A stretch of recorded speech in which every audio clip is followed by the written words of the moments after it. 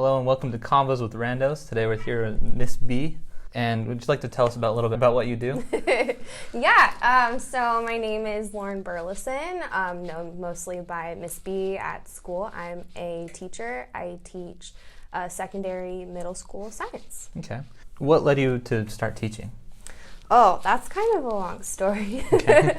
But it mostly involves when I was a kid, I was diagnosed very early on with dyslexia. Okay. So I struggled with reading and writing. And back then, teachers, there wasn't a lot of resources. And so I kind of got labeled a lot as I don't want to say stupid or dumb, but just the low level kid. And as I grew up, I tried to basically prove to my teachers that I wasn't what they expected of me. Yeah. And I noticed a lot of other students felt that way as well. Mm-hmm. So when I was in school, I originally was studying for psychology, and I just kind of had this moment of, I don't think I want to do this anymore. Yeah, it seems pretty hard. Yeah, and I switched to teaching just because of my experience, and I wanted to be an educator that inspired kids from my story and also inspired them with science experiments. That's also fun. But yeah, that's kind of why I got into teaching. That's really cool. Yeah. So your Instagram handle is Canvas Queen, is that right? Yes. Yeah. Yeah, I'm also known as Canvas Queen. So Canvas Learning Management System is the online classroom system that a lot of schools use. And I was lucky enough to kind of be at the beginning of the wave. Okay. And this year when the pandemic hit, that was when I was well, I have all this experience. Let me try to help some teachers online. So it really, I do have a little bit of a following, which is fun. Mm-hmm. I didn't expect that. It just kind of started as I want to help people. Basically, all these Facebook groups started to develop. Yeah. And for teachers, and I just posted one video, and it got over 20,000 views within 24 hours. Wow. Yes, it was insane. But teachers were panicking because they were told last minute, 2-3 weeks before we were about to start school. That's not fun. Hey, you're going to be teaching with this platform and you have to learn everything about it. Yeah. So I loved the platform. Mm-hmm. Actually, I don't know if you remember, but I do remember, yeah. Do you remember yes, Canvas? Yeah. I do. So I used it my first year teaching when I taught here at GV Christian School. So I just started doing that and helping people because I wanted other teachers to love it as much as I do. Yeah. How did you learn about Canvas?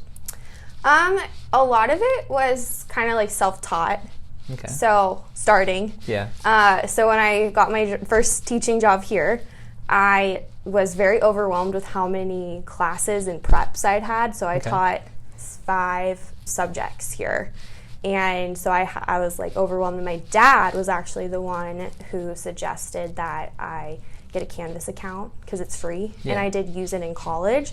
So it really helped me create online content and eased my stress a little bit as a first year teacher. When I went to public school, that's when I really got a lot of training from people in the district as well. There wasn't many teachers using it, but there's actually, it was just me and another teacher at my school, another science teacher. So we kind of helped each other and then reached out to the district for help.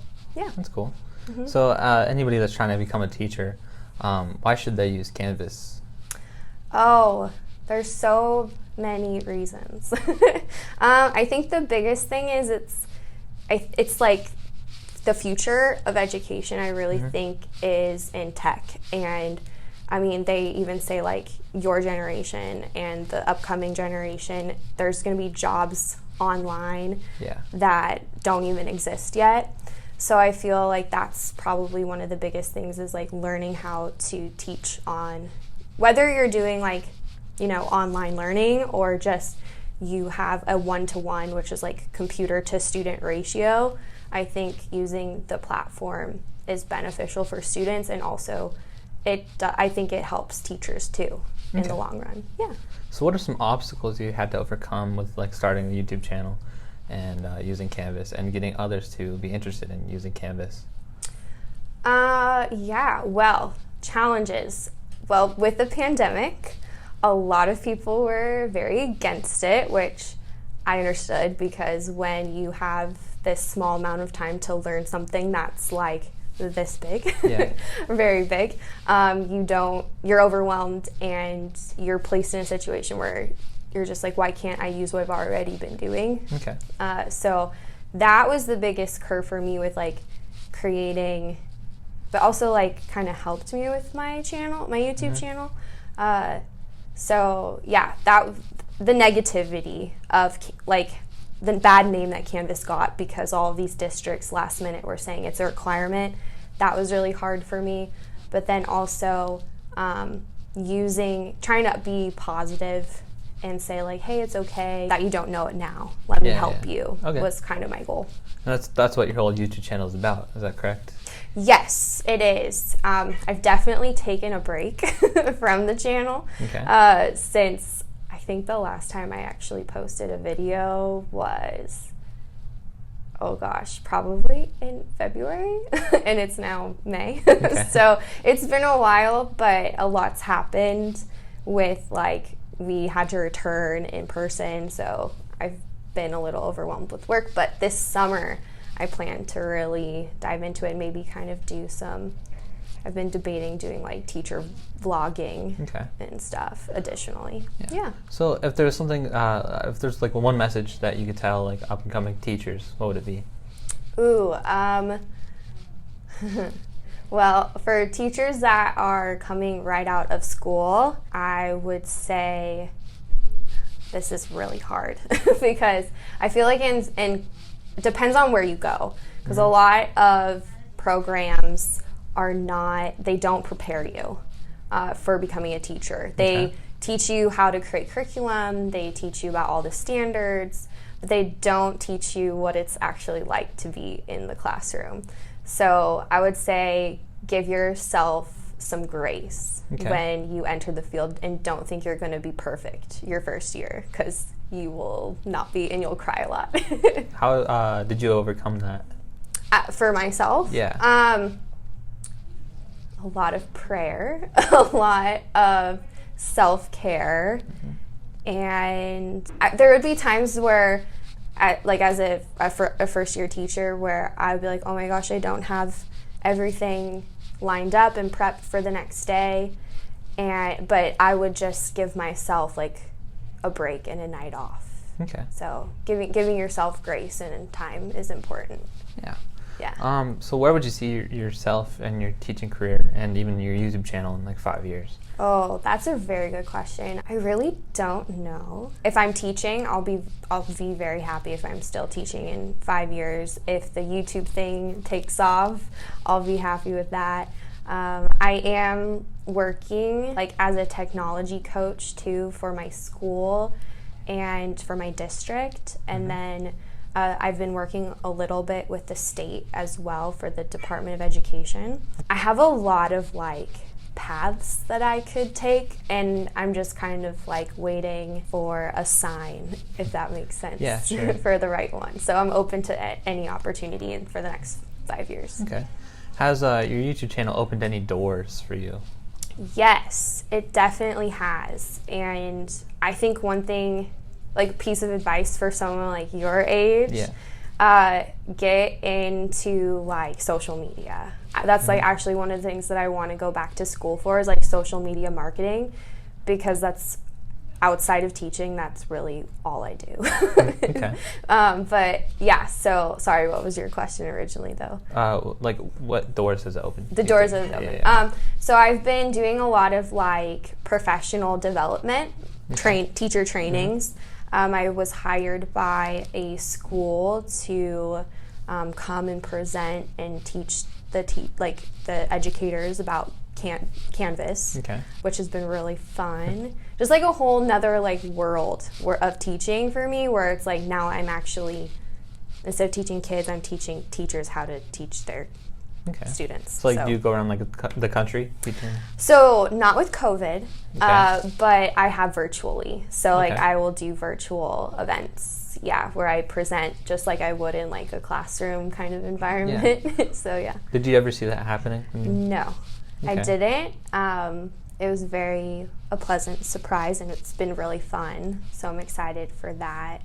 Other doors that have opened, I've been Canvas, the company, actually knows me, which is weird. So I am a part of they have it's called the Canvas family. So I'm involved in that, and they send me stuff sometimes, and I've been key opening speaker of some events, for some Canvas events. So well, that's it's really been cool. It's cool. It's also kind of weird.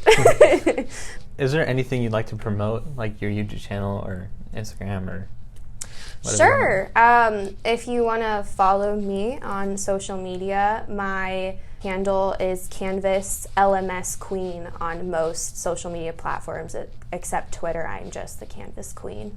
Okay. Yeah. So is there a reason why people should choose to watch your YouTube channel, instead of another person who does the same type of thing? Yeah, so that's a great question, because Canvas does have their own YouTube channel, and they educate very, very well on the platform. But I think the perspective that I have as an educator is very helpful.